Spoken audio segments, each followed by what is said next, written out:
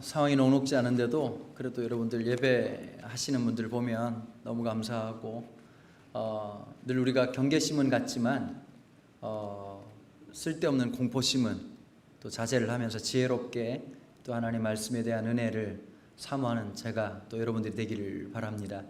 오늘 오전에 공교롭게도 에스겔서 37장을 설교를 들으셨고요. 47장인데 사실 에스겔서가 조금 어렵습니다. 왜 그러냐면요, 무엇이든지 간에 성경에서 보면 장르가 명확하면 설교하기가 조금 쉽습니다. 그런데 에스겔서는 선지서의 형태를 띠고 있으면서도 역사서적인 형태를 띠고 있고요. 그리고 자세히 뜯어보면 묵시문학적인 내용들이 나옵니다. 말이 좀 어렵죠. 이게 이제 보시면 마치 에스겔서를 보면 다니엘서 후반부를 보는 것 같고, 성경을 읽어야 무슨 말인지 좀 알아들으실 텐데요. 그리고 이걸 가만히 읽다 보면 요한계시록 같은 느낌이 듭니다. 자주 많이 나오는 표현이 그가 나를 이끄셨다 이런 표현이 나오기도 하고, 환상 중에 라고 하는 독특한 표현을 통해서 이런 표현들을 나타내고 있습니다. 근데 사실은 여러분 교회 다니다 보면요, 뭐 여러 시대를 얘기해 주잖아요. 보면 북이스라엘이 멸망했다, 남유다가 멸망했다, 하루 사는 것도 힘들어 죽겠는데 그놈의 나라는 왜 그렇게 자주 멸망하는 건지, 뭐 아수르한테 멸망했다는 얘기도 들어봤고, 바벨론도 나타났다가 페르시아라 그랬다가 참 복잡다난하시죠, 그죠? 그러면 우리 적어도 이제 가슴에 꽃을 좀 꽂으시면 애들이 물어보면 뭐 뼈다귀라도 알아야 무슨 대충 얘기를 좀 해주지 않겠습니까? 아닌 분들도 지금 웃을 환경은 아니신 것 같고요. 성경에 보시면 늘 들어도 복잡한 나라들이 몇 나라가 있는데 5나라만 우리 깔끔하게 한번 정리 한번 해보시지요. 그래서 우리 마음속에 한으로 남았던 거 한번 깔끔하게 하면서, 직분을 받았는데도 도대체 무슨 나라인지 몰라가지고 힘들었던 분들 오늘 좀 깔끔하게 정리했으면 하는 생각입니다. 쉽습니다. 5나라니까요. 김밥 싼다 생각하시고 김에 밥에다가 햄에다가 뭐 그 다음에 뭐 소세지 넣고 단무지 넣고 벌써 이거만 해도 5개 되잖아요, 그죠? 자, 첫 번째 우리 한번 따라해 볼까요? 아수르. 예, 이 아수르란 나라가 이 정확한 학교에 다니실 때 명칭은 아시리아라고 하는 나라입니다. 근데 이 아시리아라는 나라가 누구를 무너뜨렸느냐? 북이스라엘을 무너뜨렸습니다. 자, 사울왕, 다음에 다윗, 그 다음에 솔로몬입니다. 요 정도는 아셔야 돼요, 그죠? 솔로몬은 절에 있는 스님도 아닌 거니까요. 자, 사울, 다윗, 솔로몬까지가 통일왕국입니다. 근데 문제가 하나 있었는데, 사울왕은 북이스라엘 출신입니다. 원래 보면요, 이스라엘은 12지파로 나눠져 있어요. 그러니까 이제 만약에 왕이 되려고 하면 지지 기반이 얼마나 강하냐가 중요했습니다. 사울은 우리가 볼 때 정신병이 걸렸던 왕이라고 생각하지만 정치적인 지형도로 가만히 보면 12지파 중에서 10개 지파의 지지를 얻었습니다. 그런데 다윗은 사울의 칼날을 피해서 골리앗을 죽이고 난 다음에 13년 동안 도망자 신세로 있다가 왕이 됩니다. 13년 만에요. 사울 왕이 죽고 난 다음에 왕이 되는데 참 놀랍게도 한 개 지파의 왕이 됩니다. 원래 자기 출신이었던 유다 출신의 유다의 왕이 되고, 13년 더하기 7년 동안 또 이 참 어렵고 힘든 시간들을, 하나님 주신 시간들을 인내하고 있다가 비로소 북이스라엘 장로들이 내려와서 우리의 왕이 되어 주십시오 하면서 20년 만에 통일왕국의 왕이 되게 됩니다. 자, 우리가 볼 때는 다윗이 왕이 되는 게 너무 자연스럽죠. 그러니까 공부를 안 하신 거예요. 자, 왕이라고 하는 건 조선조 500년 동안 반정이 몇 번 있었습니다. 반정이 쿠데타가 일어나는 거죠. 그래서 왕을 갈아채우는데 참 신기한 게 하나 있어요. 새로운 왕을 세우지 않아요. 새로운 왕이라고 하는 것은 왕조를 바꾸지 않았다는 뜻입니다. 심지어 왕의 혈통을 찾다가 못 찾아가지고 강화도에서 지객군하고 있었던 철종을 세웠던 거 아마 기억나실 겁니다. 그 정도로 혈통에서 굉장히 중요했습니다. 이게 조선조 500년이었거든요. 그러면 이스라엘은 그렇지 않느냐? 더했습니다. 그러니까 북이스라엘 사람들 입장에서 사울하고 혈연적 연대관계가 전혀 없는 다윗이 왕이 되는 것을 받아들였을까요? 못 받아들였습니다. 본인 스스로도 그게 너무너무 힘들고 어려워가지고, 그렇다면 자기의 왕의 정통성을 어떻게 증명하고 싶었던 거죠. 그래서 사울은 법궤를 잃어버린 왕, 마지막 전쟁에서 법궤를 들고 왔다가 블레셋과의 전쟁에서 잃어버렸던 거, 이거 아셔야 되는데 눈빛을 보니까 좀 불안하네 조금. 그래가지고 그 법궤를 잃어버리게 되는데 다윗이 그 법궤를 찾아서 무리 3만 명을 모아서 찬양을 하고 소고를 불고 엄청난 밴드를 만들어가지고 잃어버린 법궤를 다윗의 성으로 옮겨가는 작업을 했습니다. 근데 하나님이 참 성격도 희한하시지. 그렇게 갸륵한 마음을 품었으면 13년 동안 고생하고 7년 동안 개고생을 했으면 좀 하나님이 살짝 눈 감아주시면 될 텐데 갑자기 웃사를 치시면서 분위기가 싸해졌던 거예요. 사람이 죽었습니다. 제사장이 죽었습니다. 만만치 않은 일이죠. 사람들은 뭐라고 수군댔을까요? 요즘식으로 말하면 댓글이 달리고 사람들이 인터넷에서 난리가 난 겁니다. 거봐, 다윗은 사울을 죽이고 왕권을 빼앗은 이 게릴라 아니면 쿠데타 군인이야 라고 생각을 했던 겁니다. 힘들게 어렵게 다시 오베데돔의 집에 있었던 법궤를 가지고 다윗성에 가지고 왔을 때 처음에는 몰랐는데 6걸음을 걸을 때마다 그 감격과 기쁨이 너무 차서 성전에 이제 성으로 올라갔을 때쯤에 어떻게 됐습니까? 그 기쁨을 이기지 못하고 춤을 추게 됩니다. 사람이 기쁘면 노래가 나와요. 아무리 음치라도 노래를 불러요. 조금 더 기쁘면 어떻게 되는지 아세요? 원시 예술은 춤을 추게 돼 있어요. 사람의 기쁨은 춤이 되는 거예요. 그건 다윗의 춤이라고 하는 건 의식과 무의식을 통합하는 그 기쁨을 극대화시킨 찬양이었어요. 그 춤을 추다가 속옷이 흘러내린지도 모르고 그렇게 하나님을 찬양하는 모습이 있었고 그걸 가만히 보고 있었던 미갈이라는 아내가 있었습니다. 다윗이 성경을 가만히 좀 열심히 읽어보신 분들은 합법적으로 9번 결혼을 하셨거든요. 비공식적인 건 천국 가서 확인을 해봐야 되는데 아직까지 확인을 못 해보고 있는데요. 그 중에 한 아내가 미갈이라는 여자입니다. 근데 이 미갈의 아빠가 누구냐면 사울이었습니다. 사실은 다윗이 사랑해서 얻은 아내가 아니라 골리앗하고 전쟁하고 이겼더니 갑자기 그 교회에서 원하지 않는 상품 받듯이 이렇게 받아온 애가 누구였냐면 이 미갈이라는 여자였거든요. 근데 여러분, 미갈은 그래도 로열 패밀리예요.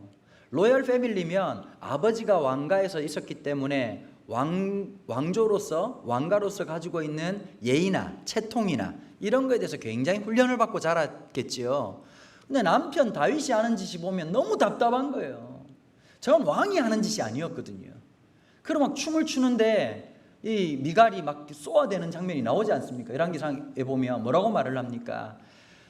계집종들의 눈앞에서 그렇게 속옷이 질질 흘려내리는 걸 보니까 그렇게 속이 좋소? 라고 막 쏘아붙이죠. 다윗이 뭐라고 답변하죠?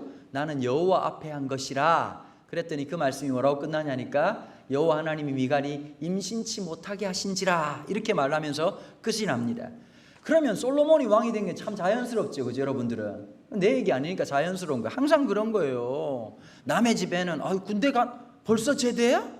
라고 하는 헛소리를 합니다. 여러분, 여자분들이 절대 하면 안 되는 말이 하나 있어요. 남자애가 휴가 나왔을 때 벌써 제대하니? 이런 말을 하는 게 아니에요. 뭐하고 똑같으냐면 애 낳고 난 다음에 시어머니들 중에 상태 안 좋은 시어머니들이 자, 둘째도 낳아야지. 지금 몸도 안 풀었는데 미역국도 지금 불지도 않았는데 벌써 둘째 낳으라는 얘기하고 똑같은 얘기예요. 남들 얘기는 다 쉬워요. 맞아요, 안 맞아요? 남 얘기는 너무너무 잘 지나가는 것 같은데 그게 마이 스토리가 되면 굉장히 어려운 거예요. 여러분 보세요.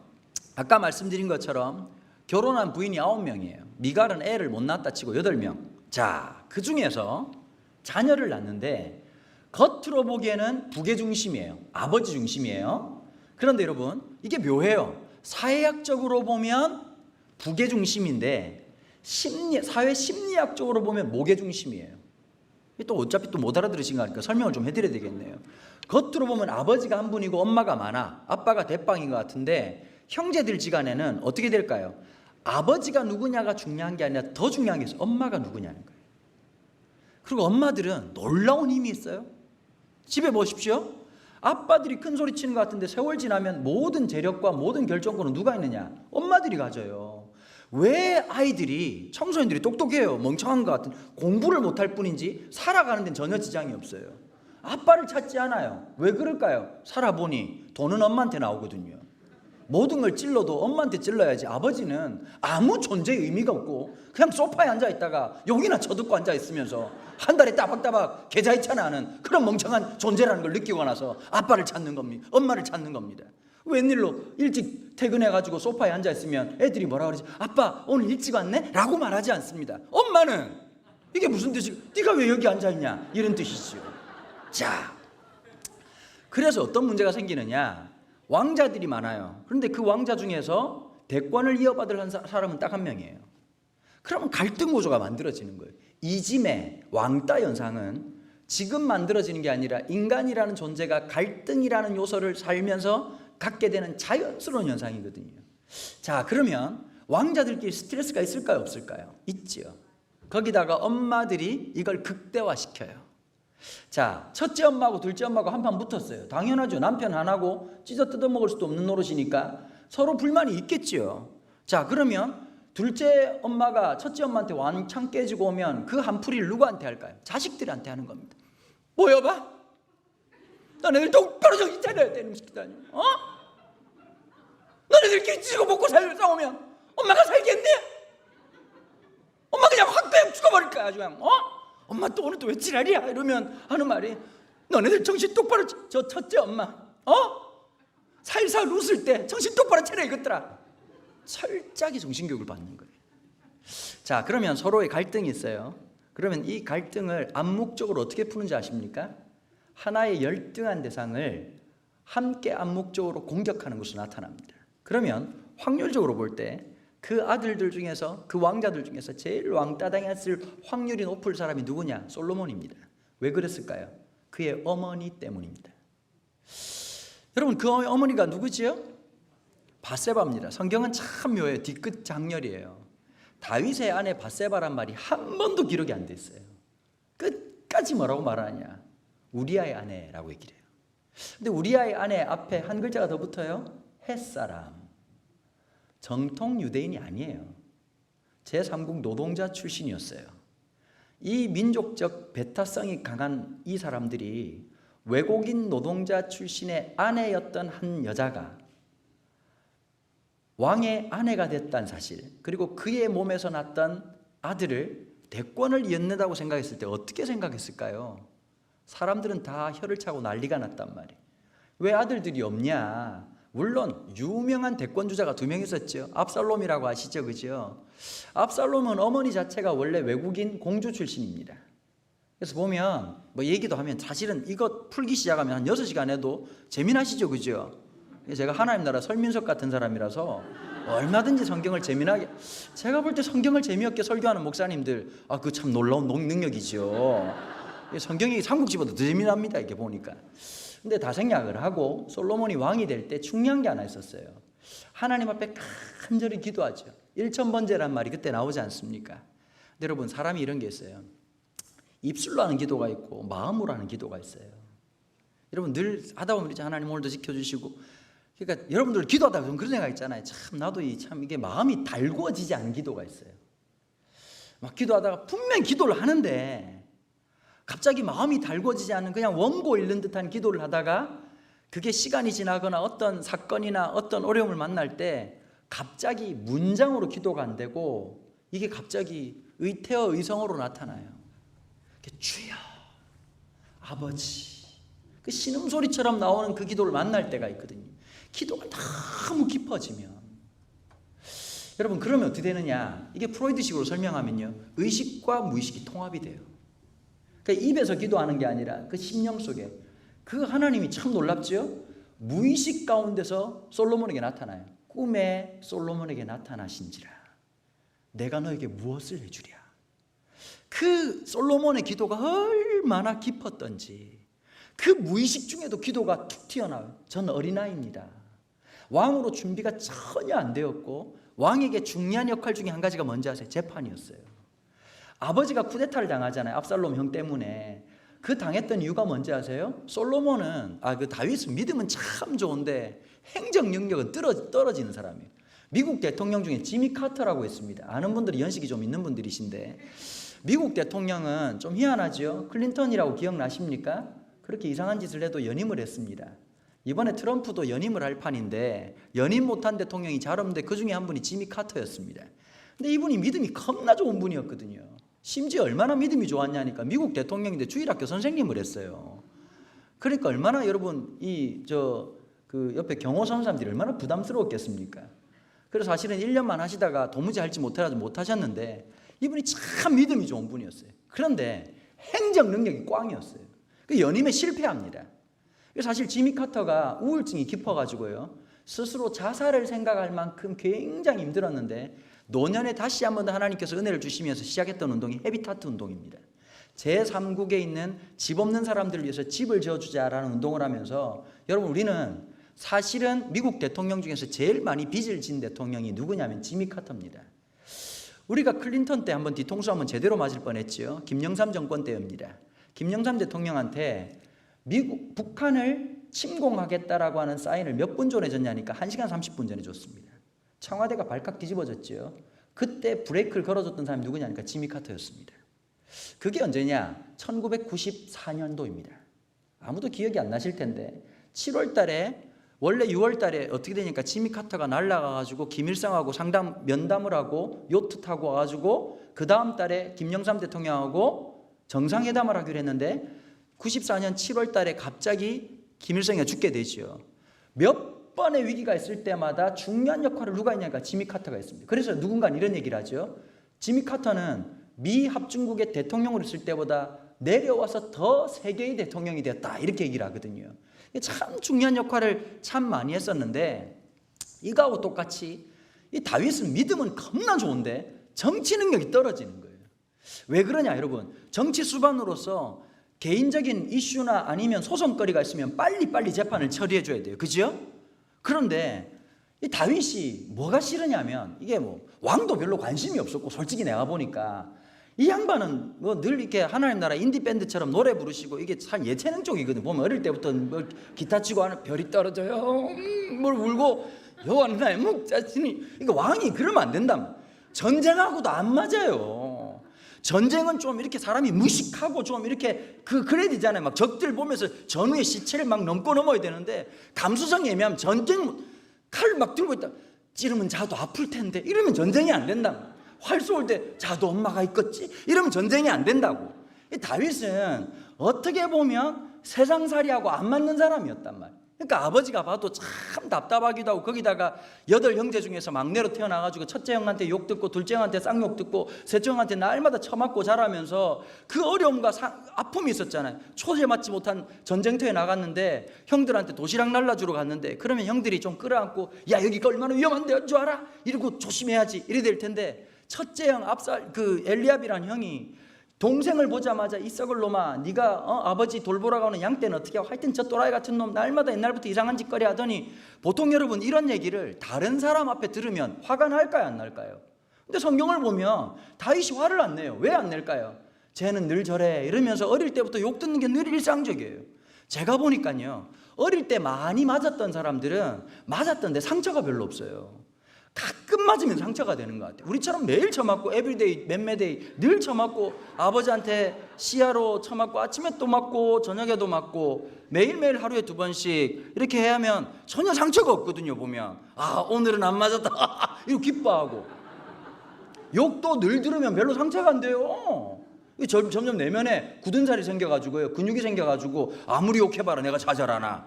다윗은 어떻게 보면 밑바닥을 견뎌왔던 사람이었단 말이에요.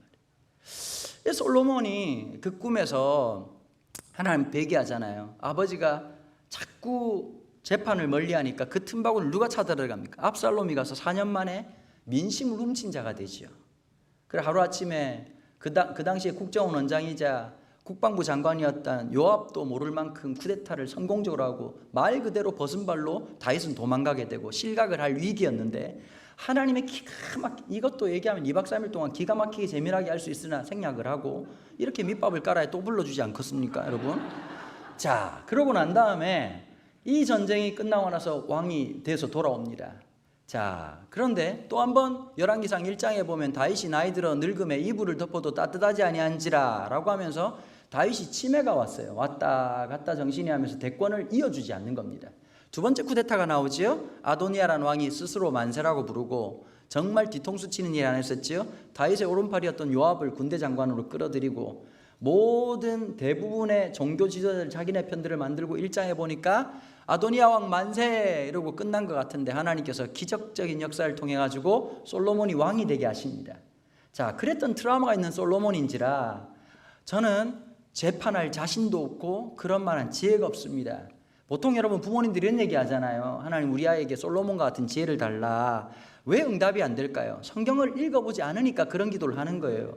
이럴 줄 알고 너 앞에도 이와 같은 자가 없고 너 뒤로도 이와 같은 자가 없으리라. 한정판이다 이러고 끝냈다. 그럼 기도를 해도 솔로몬과 유사한 지혜를 주옵소서 이러면 주님이 야 성경 좀 읽었구만 이러고 기뻐할 텐데 솔로몬과 같은 그러면 하나님 어떻게 할까? 싫어! 이러고 이제 성경이나 읽어 이러면서 이제 얘기를 하는 거죠. 그 지혜를 주시는데 여러분 솔로몬의 지혜는 우리가 알고 있는 것처럼 국어, 영어, 수학 문제 잘 푸는 지혜가 아니라 삶의 지혜를 얘기하는 거예요. 제가 보니까 시험 치는 용 지혜가 있고 인생 지혜가 있어요. 여러분 시험 잘 푸는 사람들이 인생 지혜가 없을 수가 있어요. 왜 그럴까요? 인생의 지혜는 좌절과 실패라고 하는 필수 과목을 통과하는 이런 거 이 멋있잖아요. 좀 쓰세요 이런 거. 좌절과 실패라는 필수 과목을 통과한 사람들에게 하나님 주시는 게 지혜예요. 그런데 승승장구가 좋은 게 아니거든요. 여러분들 생각에 서울대학 간다고 인생 행복할 것 같죠? 서울대학 간다고 행복한 게 아니에요. 혹시 서울대 출신 있으면 용서하고 들으십시오. 아마 본인은 못 느껴도 옆에 있는 사람 잘 느끼실 겁니다. 그게 잘났다고 되는 게 아니에요. 어떻게 보면 어려움과 실패 가운데 자라는 거. 저는 그 백종원 씨를 보면서 이런 생각이 들어요. 백종원이 처음에 공격을 되게 많이 당했거든요. 왜냐하면 정체성이 불분명한 거예요. 셰프냐? 요리학교 어디 나왔냐? 그 사람들이 너 뭐냐? 그런데 백종원 씨가 참 지혜로운 사람이에요. 사람들이 네 정체성이 뭐냐? 이러고 막 눈이 벌게가지고 뭐 셰프냐? 우리가 프랑스 어디 학교 출신이고 스위스 어느 학교 출신, 넌 어느 학교 출신이니? 그랬더니 백종원이 뭐라? 저요? 밥 장사예요? 할 말이 없는 거예요. 그런데 지금 보면 여러분 셰프들이 못했던 일을 하잖아요. 농가에 가서 안 팔리는 물건들을 누구도 정치인도 못했던 일을 한 사람 밥 장사인 한 사람이 해내는 걸 보면 멋지지 않아요? 저는 왜 그러냐? 이분이 좌절과 상실감과 실패를 통과했기 때문에 상대방의 눈물을 보는 거예요. 왜 세계 지도자들이 왜 망언을 쏟아낼까요? 실패 본 적이 없거든요. 트럼프가 컵라면 먹어봤겠냐고. 브라질 여러분 진짜 전 세계 대통령 보면 진짜 막 간 사람이 한두 명이 아니죠. 10만 명이 죽었는데 골프 치러 가셨어요. 여러분 10만 명이 죽었는데 우리나라 대통령 지금 입이 부르터가지고 지금 한 명 죽어도 힘들어 죽을 판인데 우리 트럼프 형님 대단하시죠? 10만 명이 자빠졌는데 골프 나이스 샷 이러고 갔단 말이에요. 연이틀 동안. 브라질 대통령은 더 미친 사람이 어제 하루에 3만 명 확진자 났어요. 수천 명이 죽는데 가족들이랑 손잡고 바캉스 갔단 말이에요. 그래 기자들이 당신이 대통령인데 이럴 수 있냐 그랬더니 뭐라고 말한지 아세요? 내가 죽였냐? 일본은 더해요. 아베 수상 때문에 일본 코미디언들이 전부 다 은퇴해야 될 판이에요. 말로 웃긴 게 아니라 마스크로 웃겼어요. 코와 입 사이 안 됐어. 좋다 맞다. 이래가지고 그냥 빵빵 터져가지고 이 진짜 너무 웃기잖아요. 유럽은 또 어때요? 우리가 그렇게 대단하게 생각했던 서유럽, 그 다음에 뭐 동유럽 할 것 없이 북유럽 할 것 없이 그 사람들은 굉장히 낭만, 로맨틱한 거예요. 죽을 사람 죽는 거고 인생은 그런 거 아니겠니? No distance 이러고 앉아가지고 이따가 수천 명이 죽으니까 영국 총리가 지가 걸리고 나니까 혼쭐이 빠진 거예요. 그 어떤 분이 묻더라고요. 영국 국민들이 총리 때문에 기도 많이 했겠다. 살짝 기도했답니다. 이번 총리가 별로 인기가 없어가지고요. 감사하다고 생각했답니다. 이렇게 훅 가는구나. 하나님 이렇게 교체하시는구나. 여러분 왜 세계 지도자들이 이 모양일까요? 실패와 좌절과 상실감이라고 하는 필수 코스를 지나가지 못하니까요. 백성들의 국민들의 좌절과 상실감과 마음 아픔을 모르는 거예요. 여러분 하나님의 사람들은 고난을 겪어가는 사람들이거든요. 역경을 겪어가는 거거든요. 여러분 좋고 기쁜 것은 기억이 안 남아요. 고생과 고난을 통해서 그만큼 깊어지는 거란 말이에요. 여러분 각자가 안고 있는 어려움들이 있어요. 사람이 용량이 언제 커지는지 아세요? 그 고난을 견디고 나면 용량이 커져요. 옛날에 어른들이 그러잖아요. 군대 갔다 와야 된다, 남자들은. 뭐 우리 어르신들한테 좀 죄송한 얘기지만 저도 28개월 했거든요. 올해 나이 50이니까 28개월 하면서 요즘 있다 보면 청년들이 18개월이라면 갑자기 열이 받는 거예요. 여러분, 군대에서 10개월은 천지창조 가능한 시간이거든요. 28, 욕 같은데 이게 18개월을 갔다 오면서 뭐 힘드네 이런 얘기하면 눈가리를 뽑고 싶어요. 그 뭐가 힘드냐고. 옛날에는 18개월은 군인이 아니고 빵이었어요. 빵이. 쇼텀 밀리터리, 잠깐 갔다 온 애들, 도시락 싸는 애들, 그리고 북한에 있는 자꾸 이렇게 도시락 집어 던져가지고 레이더망을 교란시키는 애들, 그렇게 생각했는데 어쨌든 갔다 오면 하나 있는 게 있더라고요. 지금이야 뭐 구타가 많이 없어졌다고 하지만 여러분, 고참들하고 쓰레기를 치우거든요. 그런데 여러분, 군대는 참 신기한 게 있어요. 만만한 일을 시키지 않아요. 산더미 같은 쓰레기를 가지고 상병안하고 이등병이 나보고 치우라는 거예요. 그러면 어떤 일이 벌어지냐. 두 사람이 천삽을 떠도 허리를 못 펴면서 해도 그걸 하루 안에 못 치워요. 그런데 상병이 어떻게 말하느냐. 딱 한마디 하는 거야. 치워 새끼야. 이러면 참 신기하죠. 지칠만 하면 쌍욕을 해요. 그러면 또 몸이 움직여. 그럼 어떤 일이 있냐. 일과가 끝나기 전까지 산더미 같은 쓰레기가 사라져. 기적을 경험하는 거죠. 그 역경을 경험하고 나면 인생 속에 어떤 게 있을까요? 그때 경험이 남아가지고 또 어려움이 하면 또 이기는 거예요. 또 어려움이 하면 또 그 때문에 승리하는 거예요. 제가 보니까 그런 것 같아요. 고난이 깊은 사람이 역경을 이길 수 있는 거예요. 이번에 우리가 코로나19 때문에 다 힘들잖아요. 자영업 하시는 분들도 힘들고, 지금 마스크 쓰고 예배 드리는 것도 쉽지 않고, 올해 아마 교회에서 찍어놓은 사진은 영원히 남을 거예요. 기억 속에. 마스크 쓴 걸로 봐. 2020년이다 이건.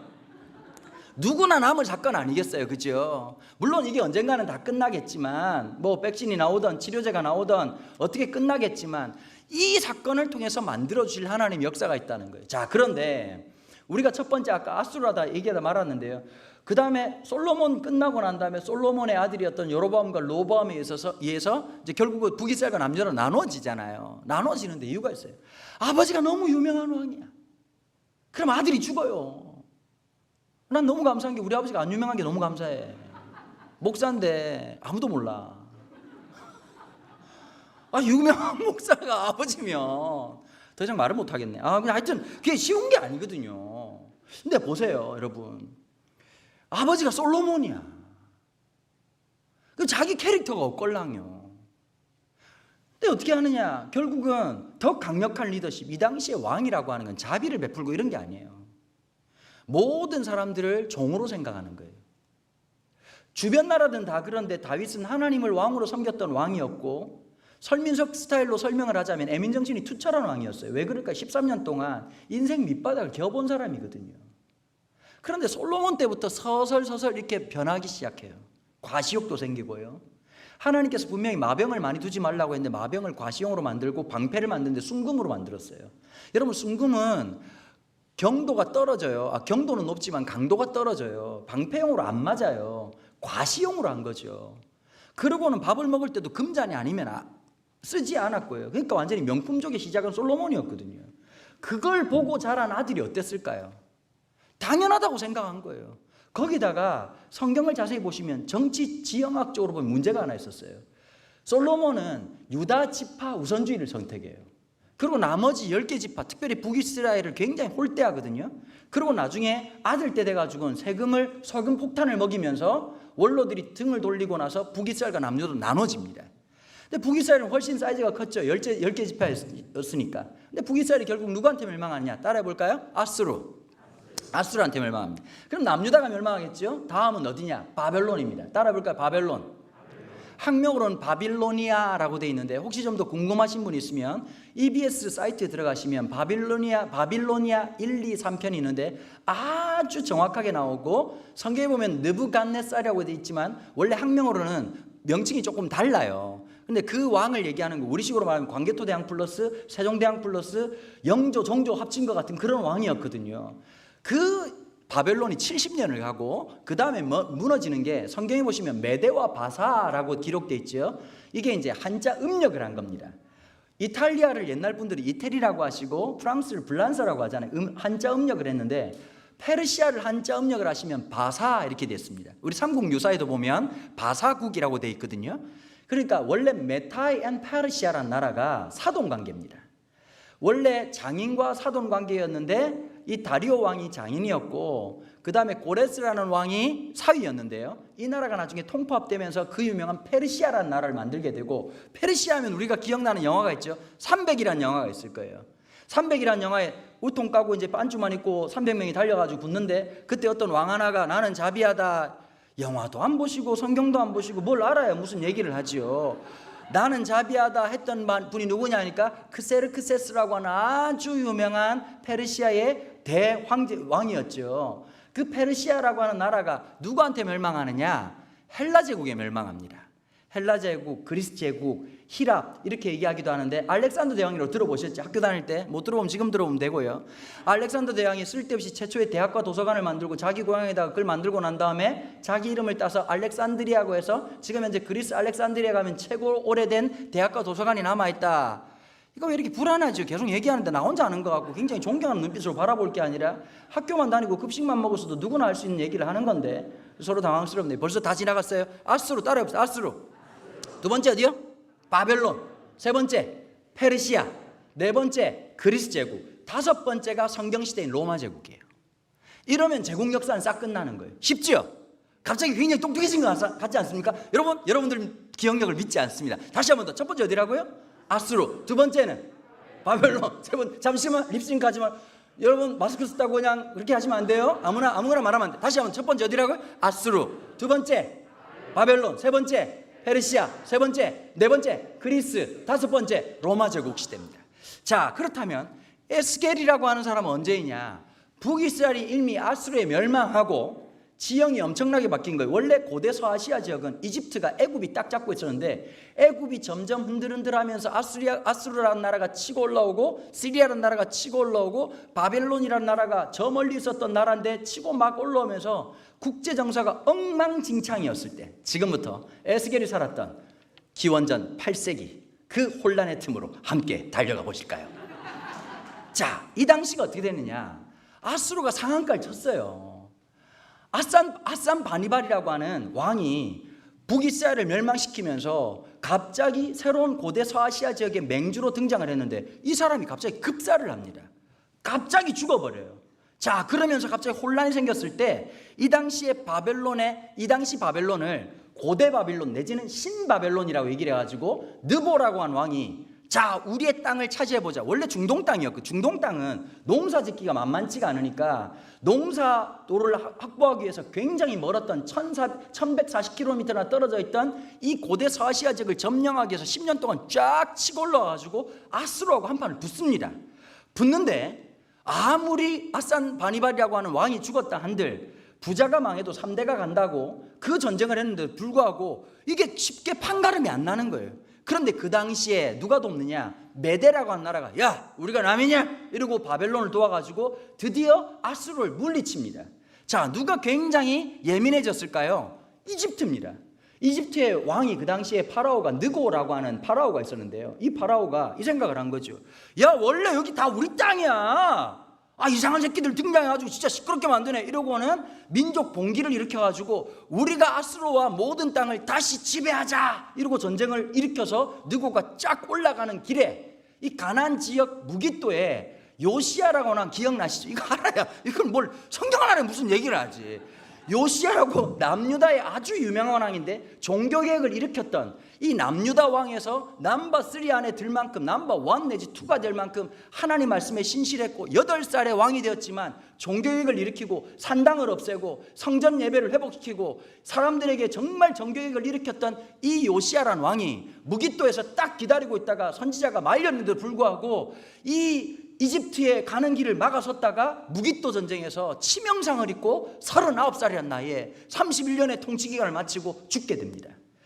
요시야의 아들 이름이 요아스였는데, 요아스를 어떻게 했느냐? 이집트 왕이 볼모로 끌고 와서 이집트에 집어넣어버린 거예요. 그의 형이었던 요아긴이라고 하는 왕을 세워놓고 바지 사장 하나 세워놓은 거죠. 누구 눈치를 봐야 될까요? 요아긴은 이집트 눈치를 봐야 되는데, 이집트랑 드디어 바벨론이란 전쟁을 했는데 바벨론이 이겨버린 거예요. 그리고 가나안 지역, 시리아 지역을 점령하기 위해서 그 바벨론 군대가 쫙 온단 말이에요. 여러분들이 여호야긴이면 어떻게 하겠습니까? 이집트가 세웠지만 바벨론이 이겼어. 그럼 어떻게 될까요? 이렇게 해야죠. 저는 원래 바벨론을 사랑했어요. 바벨론 만세! 이집트 썩을 놈. 자, 그러면서 바벨론 편을 들었던 거죠. 그러니까 이집트가 가만히 있을까요, 안 있을까요? 내 가만두지 않으리라 이러고 내려간 겁니다. 문제가 어떻게 생기느냐, 여러분, 전쟁이란 게 한판하고 끝나는 게 아니잖아요. 두 번째 이집트와 바벨론의 전쟁이 있었던 거예요. 이 전쟁이 일어나자마자 이게 결과가 어떻게 되냐, 예전처럼 그렇지 않고 이집트가 굉장히 준비를 많이 해서 무승부로 끝납니다. 여러분, 원래 강대국 중에 하나가 팍 이기고 하나 져야 약소국들은 빨리 편을 들 수가 있고 줄을 설 수 있잖아요. 갑자기 여호야긴이 머리가 복잡해. 어떡하지? 이러고 막 신료들은 친 바벨론파, 친 이집트파, 전하 정신을 차리시옵소서. 저들은 오랑캐로서 우리가 만난 우리는 예로부터 이집트를 섬기지 않아요. 전하, 저런 국제적 센스가 없는 저 세다라 같은 놈의 말을 듣지 마시옵소서. 바벨론이 새롭게 화끈화끈 핫합니다, 전하. 이러고 있다가 여호야긴이 판단을 잘못해가지고 그래 결정했어, 이집트. 이러다가 누가 열받은, 이 당시에 느부갓네살이 황태자였는데, 그래? 다시 침공해가지고 남유다를 1차 침공을 합니다. 침공을 해가지고 여호야긴이 거기 충격으로 죽고, 그의 아들 여호야긴이 있었는데, 이 친구는 어떻게 했냐, 바벨론으로 끌려갈 때 다니엘도 함께 끌려가요. 그게 1차 보통 이렇게 하면 아하 이런 말이 나와야 되는데 성경을 안 읽으시니까 무슨 말, 지금 다니엘서 왔다 갔다 하면서 얘기하는 거, 다니엘이 끌려갔어 1차적으로. 자, 그러고 있다가 다시 있는데 이제 왕으로 세워놓고 갔는데 보니까 이게 헷갈리는 거예요. 그런데 이 여호야긴이 기가 너무 팔랑기였어. 팔랑기라 가지고 주변에서 이렇게 하는 거예요. 약소들끼리 자기들끼리 모여가지고, 아수르, 시리아 이런 나라들 모여가지고, 야, 우리가 늘 암몬, 모압 이런 애들 모여가지고 늘 우리가 대국의 틈바구니 속에서 늘 불안에 살 게 있냐, 독립운동을 하자. 그래, 이 양반이 그래 나는 독립운동할래. 이러다가 두 번째 침공을 당하면서 예루살렘 성전이 불타고 지성소가 회파되고 공중화장실로 만들고, 그러고는 시드기야를 왕으로 세웠는데 시드기야가 도망가려고 하다가 그의 눈을 뽑아버리고 보는 앞에서 아들 2명을 죽이면서 남유다의 역사가 끝나버려요. 그때 누가 끌려갔냐? 에스겔이 끌려가요. 여러분, 듣기 참 재미있으시죠? 요거 책 한 25권 읽어야 정리되는 내용이고, 대한민국에 이렇게 재미나게 구약 후반부 역사를 상세하게 말해주는 목사가 그렇습니다. 자, 그런데 이 당시 바벨론을 끌려왔던 에스겔의 나이가 25살이었습니다. 장로님들, 25 생각만 해도 가슴 뛰지 않습니까? 제가 이번에 청년 한 명을 만났는데요. 야, 몇 살이냐 그랬더니 20살이라는데 갑자기 가슴이 뛰더라고. 야, 그때 대학교 1학년 때 파릇파릇할 때 그때 교수님들이 했거든요. 야, 마음은 20대야. 그럴 때 늘 뒤에서 저게 병이다 이렇게 생각했는데 그 말이 틀리지 않더라고요. 보니까 아침에 약을 한 주먹씩 처먹어서 그렇지 마음은 늘 20대예요. 고혈압이 있고 당뇨가 있어서 그렇지 마음은 늘 20대예요. 그러지 않아요? 금방 세월이 25살이었는데 나라가 멸망해가지고 바벨론까지 끌려온 거예요. 직선거리로 1440km, 곡선거리로 2100km. 3년 동안 끌려가가지고 바벨론 중심에 있었던 게 아니라 저 남부 쪽에 있는 그발 강가에 포로 수용소에 끌려 있을 때 봤던 환상이 오늘 아침에 들었던 바로 에스겔서 37장의 환상이에요. 자, 여러분, 포로로 끌려오면서 마음이 어떻게 됐을까요? 3년 동안 완전히 뭉개지는 거예요. 좌절과 상실감이 첨 놓이듯이 깔리면 사람이 뭐가 사라진지 아세요? 기대와 소망이라는 게 사라져요. 이제 우리가 다시 돌아갈 거다, 좋은 날이 올 거다 생각을 했을까요? 그 냄새나는 포로 수용소에 짐승처럼 취급받고 있는 하루, 살아있으나 죽은 것 같은 그 일생을 살아갔던 에스겔에게 하나님께서 환상을 보여주셨단 말이에요. 에스겔은 원래 레이지파 사람이에요. 제사장이었죠. 여러분, 제사장은 늘 어디를 살아요? 예루살렘 성전 안에 살아요. 그 예루살렘 성전 안에서 지성소가 어떻게 되어 있는지 눈을 감고도 찾을 수 있는 사람이란 말이에요. 그런데 에스겔은 두 가지를 봤답니다. 솔로몬이 세웠던 그 아름다운 성전의 모습도 기억하고 있지만 느부갓네살에게 비참하게 유린당한 예루살렘 성전이었어요. 완전히 무너진 성전. 이 두 가지 그림이 있는데 꿈에도 그리운 순간. 여러분 살다가 한 번씩 돌아가고 싶은 순간 없으세요? 참 돌아가고 싶다. 제가 애가 좀 늦어가지고 이제 보통 예전에 저희들 때는 사역자들이 굉장히 결혼을 일찍 했는데 제가 좀 30 넘어서 결혼을 했거든요. 31살에 결혼을 했으니까 지금 제일 빠른 친구가 지금 딸이 지금 24살인가 그래요. 그거 참 부럽더라고 보니까. 첫째가 고등학교 1학년, 둘째가 중학교 2학년이에요. 제가 청소년 사역자라고 말을 할 수가 없어요. 우리 집에 사역이 안 돼요. 와, 정말 이 십자가에 못 박고 싶고 왜 아브라함이 이삭을 죽이려고 했는지 충분히 이해가 되는 상황이고 이게 참 쉽지가 않아요. 자, 그런데 여러분 첫째 아들 녀석을 가만 보면 이제 변성기가 지나가지고 이제 키도 저보다 더 크고 한마디에도 더럽게 말 이렇게 하잖아요. 야, 밥 먹어. 예. 야, 휴대폰 그만 보고. 방금 봤다고요. 그러니까 요즘 제일 많이 하는 일이 뭐냐면 우리의 아기 때 한 돌 지나고 아빠 혼자 어떤 자야 이러고 왔다 갔다 했던 그 동영상을 그렇게 봐요. 이렇게 귀여운 놈이 이렇게 썩을 놈이 될 줄 누가 알았겠냐고. 애기 엄마들이 막 애들 보면 하나님이 천사를 악마 되는데 시간이 많이 걸리진 않아요. 여러분 이번 주가 개학이에요. 안 올 줄 알았어요. 애들은 학교를 가야 돼요. 여러분 제가 더 열받는 게 뭔지 아십니까? 아들 녀석이 이번에 지 나름대로 공부 열심히 해 동탄국제고를 들어갔어요. 기숙사 있는 학교예요. 안 갔어요. 기숙사비를 내래요. 여러분 기숙사에 간 적이 없는데 기숙사비를 냈어요. 내 돈으로. 계속 집에서 밥 처먹고 있어요. 그리운 순간이 와요. 누구에게나 돌아가고 싶은 순간. 에스겔은 어땠을까요? 눈 감으면 보고 싶은 게 예루살렘 성전이었을 거예요. 그런데 그가 나를 이끌고. 근데 여러분 47장 1절 2절은 우리는 아무리 읽어봐도 그 감흥이 없어요. 얼마나 흥분했던지. 맞아 여기야. 오른쪽으로 돌아봐. 그가 나를 데리고 성전문으로 이르시니 성전 앞면이 동쪽으로 흐르는데 그 문지방 밑에서 물이 나와 동쪽으로 흐르다가 성전 오른쪽 제단 남쪽으로 흘러내리니라. 그가 또 나를 데리고 북문으로 내가서 바깥쪽 길을 꺾여 동쪽으로 향하고 바깥문으로 이르더니 이거 우리는 전혀 감동이 없어요. 이거 어떻게 물길 쳐다보다가 눈이 빠질 판이야. 에스겔의 감흥은 이거였어요. 그렇게 손에 닿을 듯 부르면 느껴질 듯. 제가 저희 아버지 보고 저도 한번 운 적이 있었거든요. 할머니 돌아가시고 난 다음에 한 10년쯤 지났는데 저희 아버님이 우는 스타일이 아니라 해병대 출신이시고 정말 피도 눈물도 없는 분이신데 한번 꺽꺽한 소리 나더라고요. 그걸 봤더니 아버지가 막 울고 계셔서 무슨 일인가 싶어가지고 나가 있다가 한참 뒤에 아버지 왜 그러시냐고 그랬더니 네 할매가 너무 보고 싶어서. 그러니까 살다가 그런 날 있잖아요.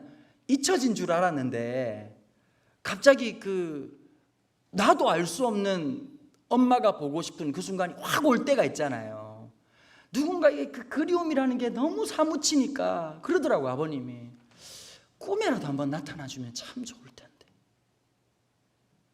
눈을 감아도 꿈도 안 꾸게 되고. 그런데 에스겔이 그걸 봤으니 얼마나 흥분되겠어요. 그런데 그가 바로 이 하나님을 얘기하죠. 그가 일천척을 측량하고 난 다음에 발목까지 물이 오고 무릎까지 오고 허리까지 오고 능히 헤엄칠 만한 물이 되었더라. 근데 여러분 지금 현재 이 에스겔은 어디냐면 아까 말씀드린 것처럼 바벨론의 저 후미진 곳 그발 강가예요. 그런데 환상의 중심은 예루살렘이었고 그 물이 흘러서 어디까지 가느냐?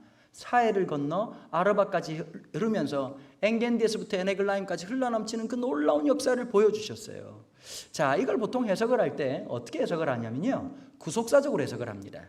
예수님이 십자가에서 다 이루셨다라고 운명하시고 난 다음에 나타났던 이적, 첫 번째 이적이 어떤 것이죠? 성소의 휘장이 찢어지는 거였습니다. 성소의 휘장이 찢어진다는 것은 성과 속이라고 하는 두 가지 분리된 개념이 사라졌다는 뜻이죠. 구약에 보면 안식일을 거룩히 지키면 돼요. 부분적 개념, 일주일 중에 하루지요. 그죠? 11조죠. 10분의 1이죠. 신약에 오면 전부의 개념으로 바뀝니다. 매 순간이 주님의 시간입니다. 매 순간의 주인이 하나님이십니다. 내가 무엇을 먹든 무엇을 마시든 무엇을 행하든 주의 영광을 위해 살아가는 것. 구약에서는 12지파 중에 한 사람이었던 레위지파만이 제사장의 역할을 감당하지만 베드로후서에 보니까 뭐라고 말했던가요? 우리는 왕같은 제사장이요 거룩한 나라다라고 얘기하면서 만인 제사장이라고 하는 개념이 생기기 시작했습니다. 부분적 개념 속에서 그 성소에 흘러왔던 그 물, 여러분 우리가 볼 때 십자가라고 하는 것은 영광이라고 생각할지 모르지만 그것은 사실 그렇지 않습니다. 여러분 베드로도 요한도 야고보도 예수님께 인생을 걸었습니다.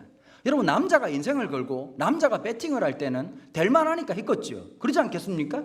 자, 그리고 3년 동안 지방 삼류 무대에서 힘들었던 이 12명의 사람들이 갑자기 업이 되는 순간이 왔죠. 드디어 삼류 지방 무대에 있었던 예수님께서 드디어 예루살렘 중앙 무대로 가시기 직전 예루살렘 입성하기 3일 전에 엄청난 대박 사건이랍니다. 죽은 나사로를 살린 사건이었습니다. 그때가 6월쯤 되어서 흩어졌던 디아스포라들이 소식을 들었는데 메시아가 언제 올 것인가, 언제쯤 그 사람들 마음속에 하나님의 언약에 대한 실마리 같은 기대와 소망이 있었던 사람들이 늘 뭐 이렇게 큰 바위 얼굴을 찾는 것처럼 그가 혹시 메시아가 아니겠는가라는 생각이 있었는데 삽시간에 소문이 퍼지면서 죽은 나사로가 살았다는 거예요. 3일 만에. 우와, 퍼포먼스 장난 아니잖아. 무덤에 있는데 막 마리아와 마르다가 주님 무리하시면 안 된다고, 오빠가 죽어서 냄새가 나요. 주님 마음은 알겠는데 땡큐 가만히 이렇게 하는데 주님께서 비켜라, 바위 문을 꾸야. 사람들이 막 우주 또라이 무슨 짓을 하나, 나사로야 나오너라. 나사로가 예이 이러고 와가지고 붕대를 감은 채로 나와가지고 예수 앞에 수종을 들었어요. 지금은 여러분들이 못 보니까 이렇게 낄낄 웃고 앉았지, 전부 다 쩔어가지고 이 말이 꼬리에 꼬리를 물고 있다가 디아스포라 흩어졌던 유대인들이 이 성지순례하러 올라와가지고 올라오는 그 길에 들었던, 그래서 성경에 보면 뭐라고 했던가요? 예수도 보고자 하고 죽었다 3일 만에 죽었다 살아난 나사로도 보고자 함이러라 라고 성경책에 기록되어 있잖아요. 그러면서 핫하니까 제 아들이 어떻게 됐을까요? 자리 논쟁이 시작된 거예요. 원래 여러분 12제자 중에서 말을 제일 많이 하는 사람은 베드로예요. 어떤 학자가 이렇게 얘기하더라고요. 87.3% 베드로가 한 말이에요. 바들로메는 출연만 하고 한마디도 대사가 없어요. 성경책에 보면 이거 혼자 늘 말하고, 그리고 베드로는 자기 의가 너무 강했던 사람. 너희 중에 나를 팔리라. 그랬더니 베드로가 뭐라고 말하는 거예요? 이 모든 놈이 다 팔아도 저는 아닙니다. 옆에 요한이 얼마나 놀랬겠냐고. 졸지에 다 쓰레기 돼가지고 혼자 자기 자신감이 너무 강했던 베드로였어요. 근데 논쟁이 심해졌잖아요. 최초의 치맛바람이 요한 엄마가 오잖아요. 그죠? 와가지고 우리 주님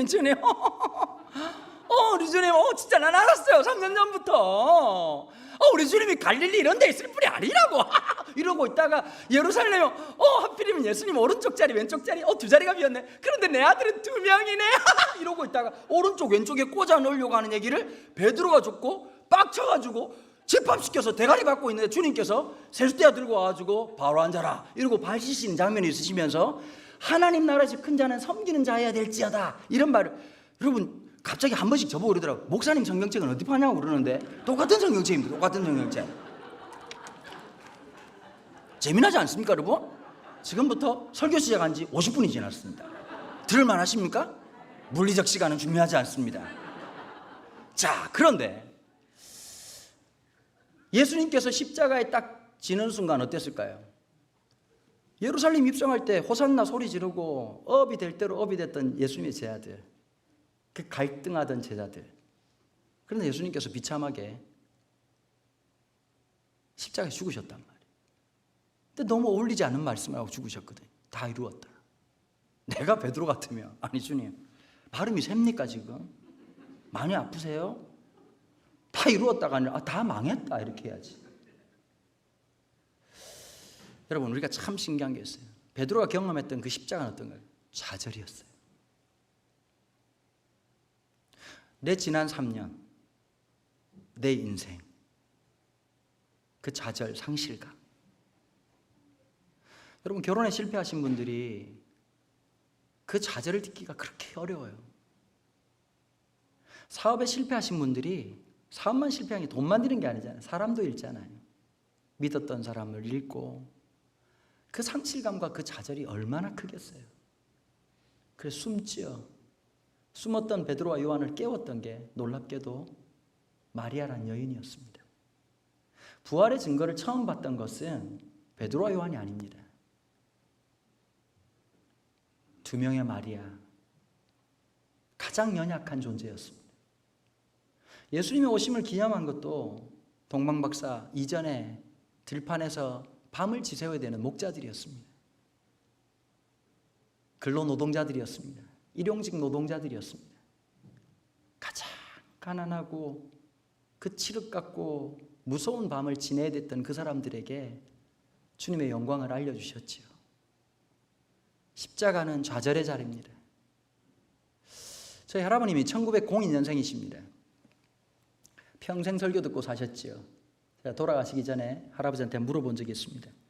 할아버지 평생 설교 들으셨잖아요. 그래, 할아버지 인생에 제일 기억나는 설교자가 누구예요? 라고 물어봤어요. 참 멋진 질문이죠. 신학생다운 질문이죠. 의외의 답변을 하셨습니다. 손양원 목사, 이렇게 얘기하시더라고요. 내가 아는 그 손양원 목사님이요? 그래. 할아버지가 어떻게 아세요? 친구 아이가. 두 분이 갑장이에요. 1902년생. 저희 할아버님이 풍채가 되게 좋으셨어요. 몸무게가 135kg 나시고 씨름 장사 출신이고 소를 8마리 타신 분이세요. 근데 손영호 목사님이 삼척 당구였답니다. 키가 150이 안 되셨대요. 우리 할아버지 말에 의하면 난쟁이 똥자루만 했다 그러더라고요. 근데 손 목사님이, 여러분 그거 아십니까? 김구 선생님이 우리나라가 독립되고 난 다음에, 해방되고 난 다음에 최초의 학교를 세우고 그 학교에 교장으로 세우려고 했던 분이 손영호 목사님이었습니다. 교육학적으로 굉장히 뛰어나신 분이셨어요. 그런데 그분은 평생 시골교회 목사로 살기를 원하셔서 그 청을 거절하셨다, 이렇게 얘기하시죠. 손영호 목사님에 대해서 모르는 게 하나 있습니다. 순교자로만 아시는데 이분은 부흥 강사였습니다. 말씀 강의가 탁월했다는 거예요. 근데 할아버지한테 물어봤어요. 그분 설교 중에 제일 기억나는 게 뭐냐 그랬더니 손영호 목사님이 이런 설교를 하셨답니다. 여러분, 불교가 추구하는 게 도형으로 보면 원이잖아요. 원만한 삶, 서로 각지지 않고. 근데 기독교는 십자가라는 거예요. 십자가는 오른쪽으로 넘어져도 부딪혀요. 왼쪽으로 넘어져도 부딪혀요. 그게 그리스도인의 삶이라는 거예요. 늘 부딪힐 수밖에 없는 삶. 원만하게 살고 싶지만 원만함이 허락되지 않는 삶. 늘 갈등이 있고 고난이 있는 삶. 십자가로 말하는 그 자리예요. 죽을 것 같은 자리, 풀무불 같은 자리, 사자굴 같은 자리, 없었으면 좋겠고 사라졌으면 좋을 그 자리라는 거예요. 그런데 그 십자가에서 주님이 다 이뤘다고 말한 것은, 기독교의 역설은 가장 처참한 저주의 그 자리에서 부활이 시작되기 때문입니다. 여러분, 성소 2장이 찢어지는 그 영광을 보여주신 것은 이스라엘이 승승장구할 때가 아닙니다. 이스라엘이 다 무너지고 역사의 페이지에서 사라졌을 때였습니다. 바벨론 포로로 잡혀와서 그발 강가에서 소망이라고는 바라볼 끈덕지가 없는 아무 소망이 보이지 않는 그 가운데서 성소 2장의 역사를 보여주셨습니다. 그 주님의 보혈을 통해서 흘러진 그 물이 2000년 역사 굽이쳐 흘러서 130년 전 이 한반도까지 흘러왔고, 그 복음의 역사가 저에게, 여러분들의 삶에 임하면서 죽었던 내 영혼을 살리시는 놀라운 이적, 그리고 우리를 통해서 또 흘러가게 하실 그 하나님의 놀라운 이적을 바라보고 있는 거 아니겠습니까? 여러분, 우리가 중요한 게 있습니다. 우리가 다시 한번 더 내면의 지성소가 회복되는 겁니다. 내면의 하나님의 은혜가 다시 회복되는 겁니다. 우리가 좌절 가운데 있고 상실감 가운데 있고 한 치 앞을 볼 수 없는 그 위험 속에 있지만 주님이 살아계시다, 하나님이 반드시 응답하실 것이다, 주님이 붙잡아 주실 것이다, 이 확신 말입니다. 오늘 성령 강림 주일입니다. 성령 강림은 신실한 자에게 주신 하나님의 은혜가 아닙니다. 실패한 자에게 주신 하나님의 선물입니다. 여러분, 이 땅 살아가다 보면, 믿음으로 살다 보면 성공하기 어렵습니다. 그렇지 않나요? 작년에 제가요, 우리나라 육군 장교 300명 전도 집회를 냈습니다. 이게 있을 수가 없는 일을 했거든요. 그래서 제가 이게 뭔가 그랬더니, 요즘은 여러분 종교라고 하는 이름으로 무슨 행사를 못합니다. 하면 큰일 나거든요. 그 인성교육이라고 해서 갔어요. 내가 장교들 무슨 인성교육을 하겠어요, 사병 출신이. 갔는데 알고 보니까 미국에 계신 어떤 교포가 있는데, 지금은 이제 뭐 그 회사가 망했다 그러죠. 그 포에버 21이라고 그 의류 회사가 있는데 굉장히 큰 회사인데, 그분 그 CEO 하시는 분이 권사님 장로님이신데 믿음이 되게 좋으셔요. 믿음이 좋아서 아마 회사가 망했겠죠. 믿음이 너무 좋아가지고 사업을 잘하셔야 되는데, 그런데 이제 이분들이 남는 돈과 버는 돈 족족 선교사들을 엄청 도왔어요. 그러고는 고국을 생각하면서 고국에 있는 젊은이들에게 복음 전하는 일 좀 해야 되겠다. 그래서 황금어장 중에 하나가 군대잖아요. 그러니까 이분들이 좀 올드한 생각을 가지시고 군 장교들을 잘 훈련시키면 사병들도 복음이 전해지지 않겠나라고 하는, 주님도 원하지 않는 생각을 하시고 이분들이 이제 인성교육을 300명씩 하는 거예요. 근데 돈을 그냥 갖다 쏟아 붓는 거예요. 저는 저보고 첫날 저녁 집회 그 개회 예배하고 저녁 집회를 해달라고 하는 겁니다. 그럼 이제 제가 알겠다 그러는데 보니까 제가 출연진을 보고 깜짝 놀랐어요. 오프닝을 누가 했냐면 BY가 했어요. BY 가라사대 이런 애들이 있는데 무슨 말인지 모르시겠지만, 그러니까 랩 쪽에서는 뭐 하나님 바로 밑에 있는 그런 분이시거든요. 그 BY가 그 당시만 해도 출연료가 개런티가 굉장히 비쌀 텐데 얘가 와가지고 뭘 하고 이러시더라고요. 그리고 이게 뭐지? 그 다음에 음식을 하는데 셰프들을 불러가지고 요리를 하는 거예요. 그리고 내내 치킨에서 푸드트럭이 3대가 와가지고 치킨을 튀겨요. 계속 튀겨가지고 네 배가 얼마만큼 처먹을 수 있는지 해봐라 이러고 막 엄청 먹이더라고요. 그 저녁 집회를 앞두고 있는데 참 희한한 집회도 다 있다. 근데 안 믿는 장교 300명이에요. 근데 제가 그날 받았던 인상이 굉장히 깊어요. 저녁에 이제 저녁 먹고 되게 부담스럽잖아요. 군인들한테 이거, 여러분 안 믿는 사람들한테 설교하는 게 진짜 힘들어요. 그러니까 사실은 여러분 청소년 사역이 제가 볼 때 개런티를 줘도 제일 많이 줘야 되는 거예요. 어른들은 제가 하루 10번도 하고 있어요. 이렇게 잘 들어주고 눈이 초롱초롱, 지금 눈빛이 더 하세요? 괜찮아요? 이런 눈빛인데 내가 만난 애들은 미전도 종족이에요. 미전도 종족. 바벨론 포로들, 종교를 모르는 애들, 심지어 집회할 때 자빠져 있어, 누워있어. 우리 놀래지도 않아. 아, 우리 고객님이 불편하시구나. 왜냐면 성경에 봐도 누워서 설교 듣는 사람이 중풍병자라고. 어차피 일어나면 되니까. 그런 거 아주 참 힘들지 않아요. 근데 진짜 하루에 3번씩만 설교를 하잖아요. 살이 쪽쪽 빠져요. 그러니까 안 믿는 사람들한테 기존 목사님들이 가서 설교하면, 제가 좀 설교하면 좀 여러분들 좀 낯설시죠, 그죠? 저런 목사가 있나 싶은데 저 같은 사람도 한두 명은 있어야 될 거 아닙니까? 그죠? 교회용 이렇게 바깥용 이런 거 해가지고 중간용 이렇게 하든지 목사님들이 좀 있어야 되지 않겠습니까? 제가 그래서 이제 보통 이제 전도 집회나 전혀 안 믿는 그런 사람들한테 종종 가기도 하고 일반 학교에 들어가기도 하거든요. 자, 그런데 이 설교를 하는데 어떻게 하지?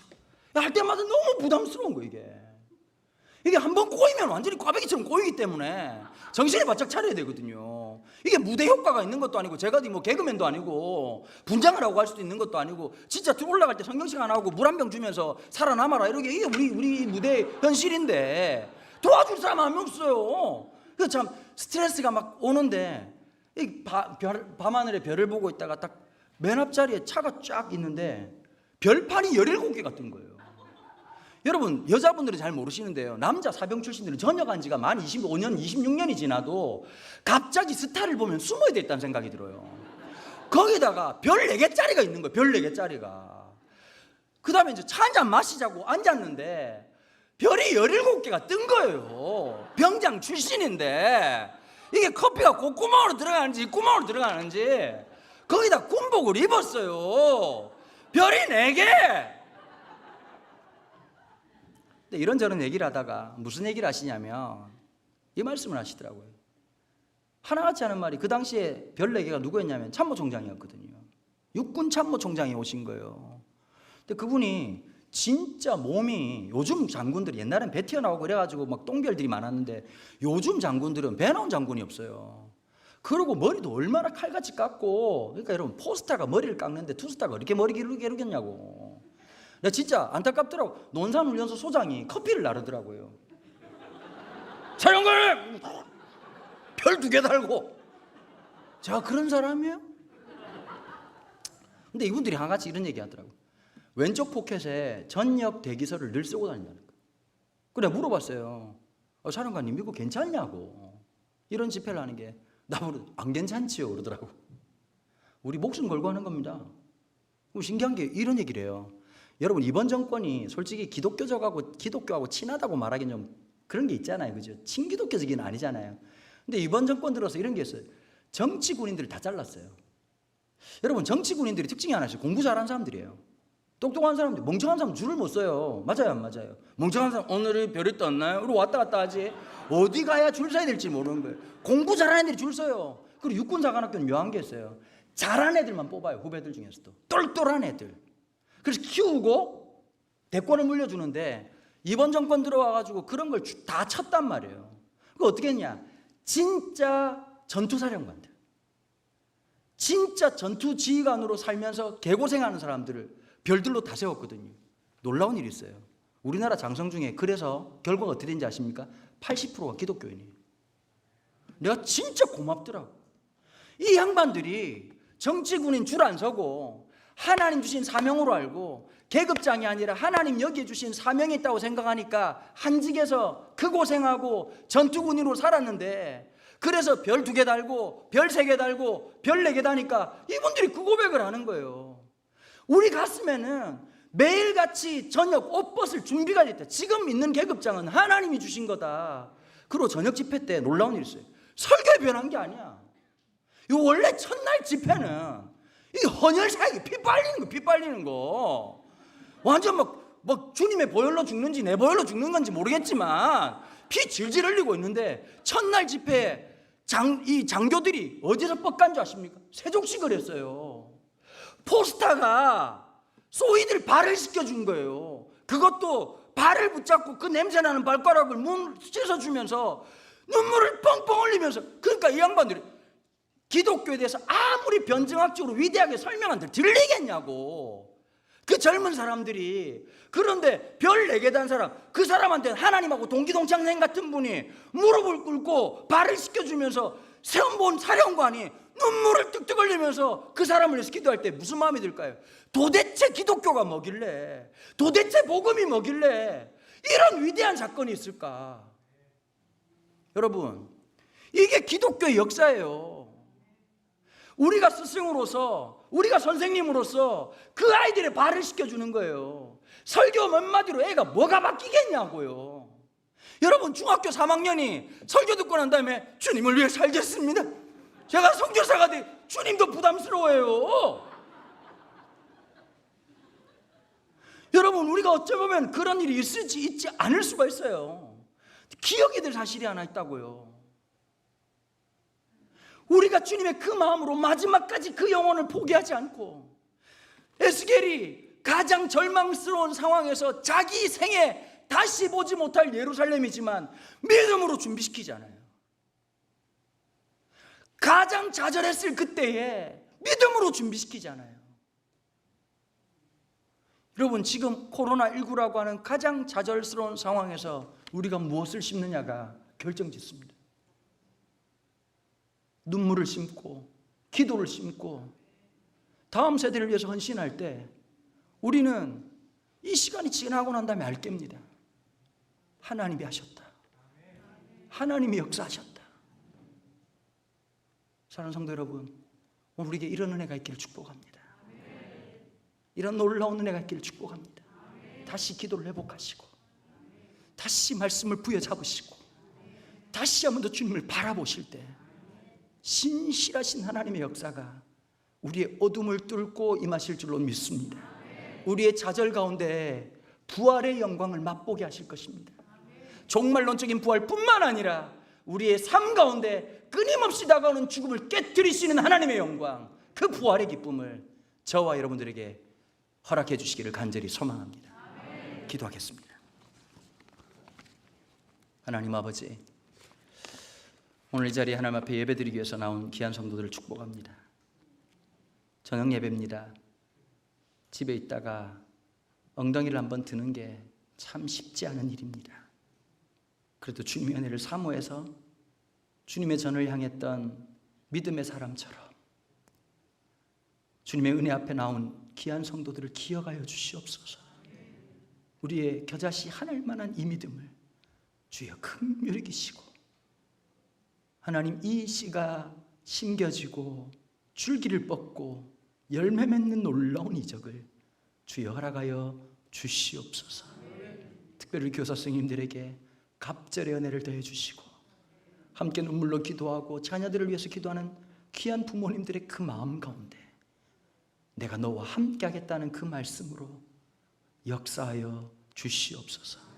감사드리며 주 예수 그리스도 이름으로 기도하옵나이다. 아멘.